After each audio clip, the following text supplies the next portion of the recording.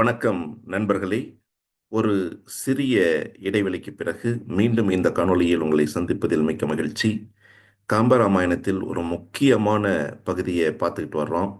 அதாவது ராமனுக்கு முடிசூட்டு விழா அப்படின்னு கேள்விப்பட்ட கூனி அதை பொறுக்க மாட்டாம அவளுடைய தலைவியான கைகேயியை தேடி வந்து எப்படிலாம் வந்துட்டு அவளுடைய மனசை மாற்றலான்னு சொல்லி முயற்சி பண்ணி பேசிக்கிட்டு இருக்கா. அதுக்கு உடன்படாத கைகை வந்து எப்படி கோபப்படுறா அப்படிங்கிறத இது வரைக்கும் பார்த்துட்டு வந்தோம். ஆக இதுவரைக்கும் அந்த வாத பிரதிவாதங்களை நம்ம பார்த்துட்டு வந்தோம்.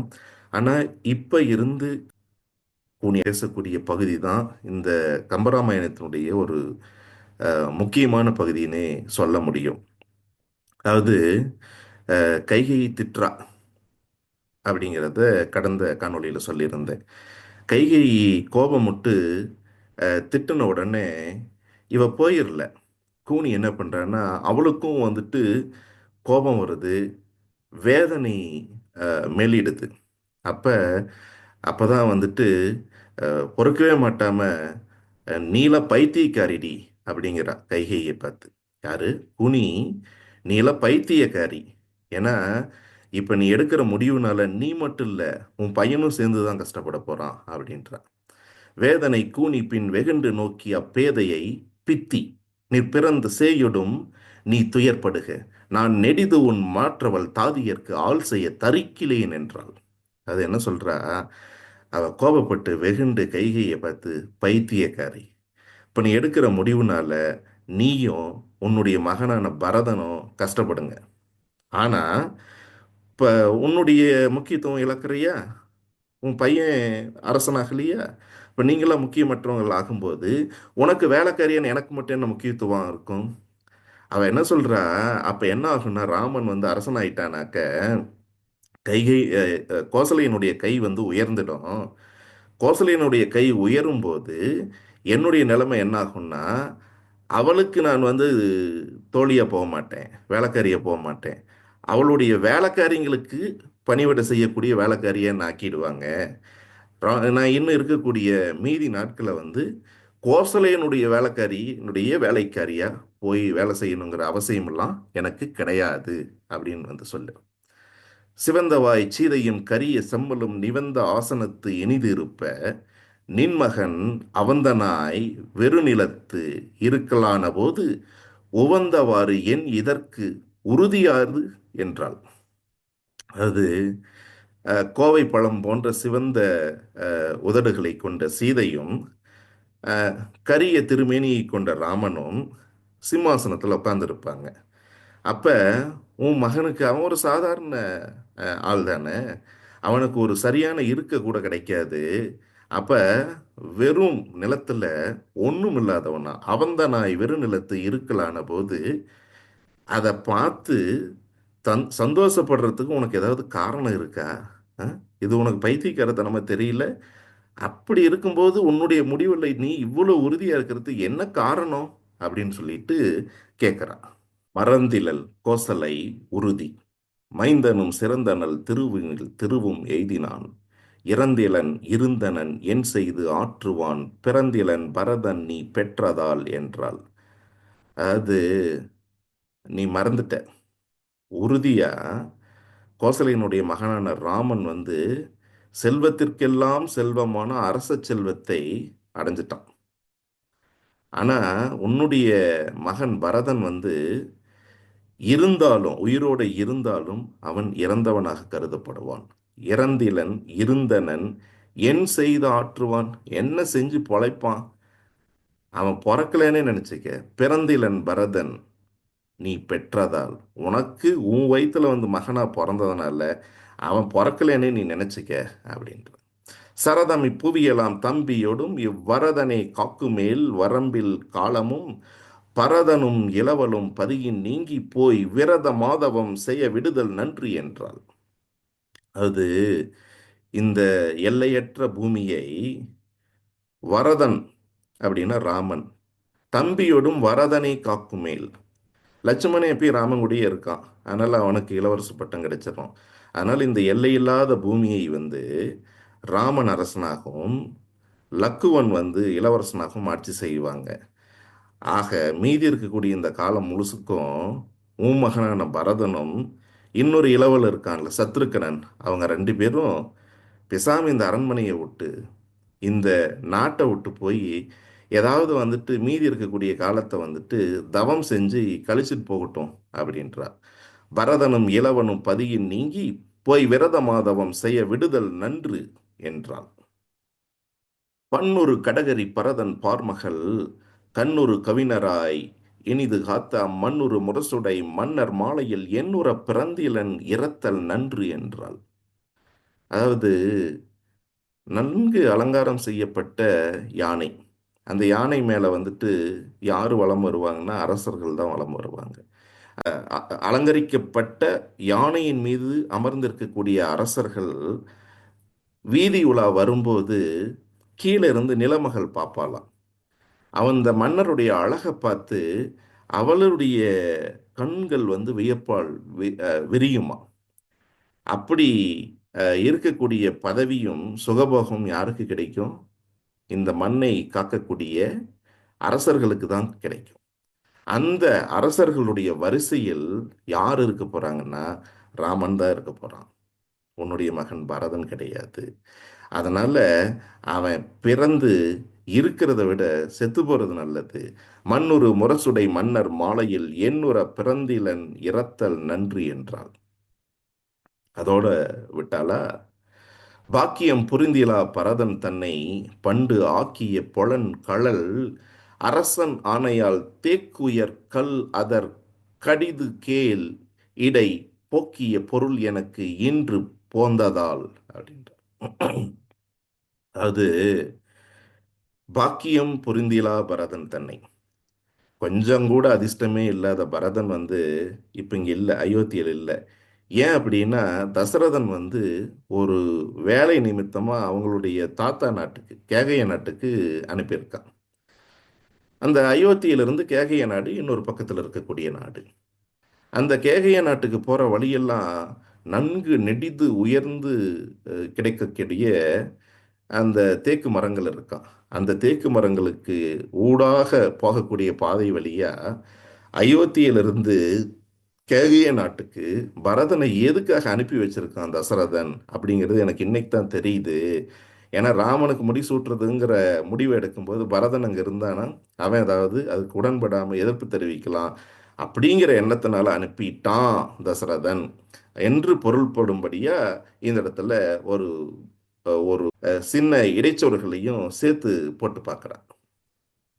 அந்தரை பின்னரும் வகைந்து கூறுவாள் அந்தரம் தீர்ந்து உலகளிக்கும் நீர்மையால் தந்தையும் கொடியன் நல் தாயும் தீயலால் எந்தையே பரதனே என் செய்வாய் என்றாள். அதாவது தொடர்ந்து பேசக்கூடிய மந்தரை வந்து என்ன சொல்றானாக்க, இந்த உலகம் என்ன முடிவெடுத்திருக்கு அப்படின்னா தசரதனுடைய முடிவுக்கு உடன்படுறது, ராமனுக்கு முடிசூட்டுவது அப்படின்னு சொல்லி எல்லாரும் சேர்ந்து முடிவெடுத்துட்டாங்க, இந்த உலகம் உட்பட.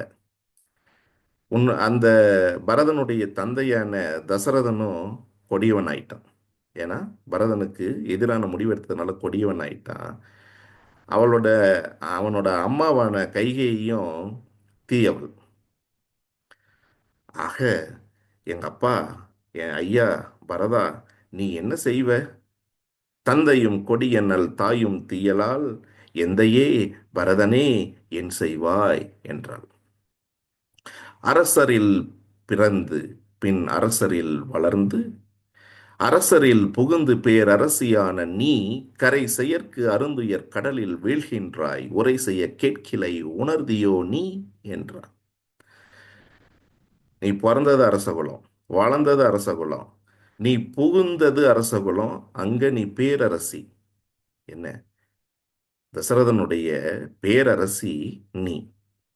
இத்தனையும் உனக்கு இருக்குல்ல, அரச குடும்பத்துல பிறந்து வளர்ந்து அதே அரச குடும்பத்துல வாழ்க்கப்பட்டு இன்னைக்கு ஒரு பேரரசியா இருக்கிற நீ கரை செயற்கு அரும் துயர் கடலில் வீழ்கின்றாய். இப்ப நீ எடுக்கக்கூடிய ஒரு தப்பான முடிவுனால கரையே இல்லாத கடலாகிய துன்பக் கடலில் வீழ்கின்றாய். நீ விழப்போகக்கூடிய துன்ப கடலுக்கு கண்ணு கெட்டிய தூரம் வரைக்கும் கரையே கிடையாது. இதிலிருந்து நீ எந்திரிச்சு வர்றதுக்கு வாய்ப்பே கிடையாது. ஆக உனக்கு நான் நல்ல புத்தி சொல்றேன். உரை செய்ய கேட்கிலை. நான் சொன்னதை நீ கேட்க மாட்டேங்கிற. உனக்கு கொஞ்சமாவது இது புரியுதா, உணர்தியோ என்றாள். கல்வியும் இளமையும் கணக்கு இல் ஆற்றலும் வில் வினை உரிமையும் அழகும் வீரமும் எல்லையில் குணங்களும் பரதற்கு எய்திய புள்ளிடை ஊக்கநல் அமுதம் போலுமால். அது உன் பையனுக்கு என்னடி குறை? பரதனுக்கு கல்வி இல்லையா? இளமை இல்லையா? கணக்கே இல்லாத திறமைகள் இருக்குடி. கையில வில்ல எடுத்தானா அவ்வளவு அழகாக அம்பு எய்யக்கூடிய போர் புரியக்கூடிய திறமை மிக்க வண்டி. அவனுக்கு அழகு இருக்கு, வீரமும் இருக்கு, எல்லையே இல்லாத அளவிற்கு நல்ல குணங்களும் இருக்கு. இருந்தாலும் இத்தனையும் இருந்து என்ன பிரயோஜனம்? இந்த தேவர்கள் கையில் கிடைத்த அமுதத்தை ஒருத்தன் வந்து சாப்பிடாம புற்கள் மிகுந்த தரையில் கொட்டினா எப்படி ஆகும், என்ன ஆகும்? அந்த மாதிரி இத்தனை நல்ல பண்புகளையும் நீங்க அரச பதவியை அடையாம வீணடிக்க போறீங்க. கல்வியும் இளமையும் கணக்கில் ஆற்றலும் வில்வினை உரிமையும் அழகும் வீரமும் எல்லையில் குணங்களும் பரதற்கு எய்திய புல்லிடை ஊக்கநல் அமுதம் போலுமால் அப்படின்னு சொல்லி இந்த ஒரு வாதத்தை முன்வைத்து முடிக்கிறார். ஏன்னா இப்ப இந்த கணத்துல கைகை பொறுத்து பொறுத்து பார்த்துட்டு இவ என்ன சொன்னாலும் கேட்க மாட்டேங்கிறா, நான் கோபப்பட்டாலுமே தொடர்ந்து பேசிட்டே இருக்காளே அப்படின்ட்டு இப்ப அவளுக்கு எல்லை இல்லாத கோபம் வருது. யாருக்கு? கைகேயிக்கு. அதனால இப்ப கைகை வந்துட்டு பதில் பேசுறா, அவளை இடைமறித்து பதில் பேசுறா. வாய்க்கையப்புற மந்தரை வழங்கிய வெம்சொல் காய் கனல் தலை நெய் சொரிந்து எனக் கதம் கனற்ற கேகையர்க்கு இறை திருமகள் கிளர் இள வரிகள் தூய் கயல் கண்கள் சிவப்புற நோக்கினல் சொல்லும். அதாவது கூனி இது வரைக்கும் பேசின அந்த கடுஞ்சொற்கள், தீய சொற்கள்னால வாயே கசந்து போயிருமா. அந்த அளவுக்கு பேசியிருக்கா. வாய் கையப்புற மந்தரை வழங்கிய வெம்சொல் ஒன்று கூட நல்ல வார்த்தை கிடையாது.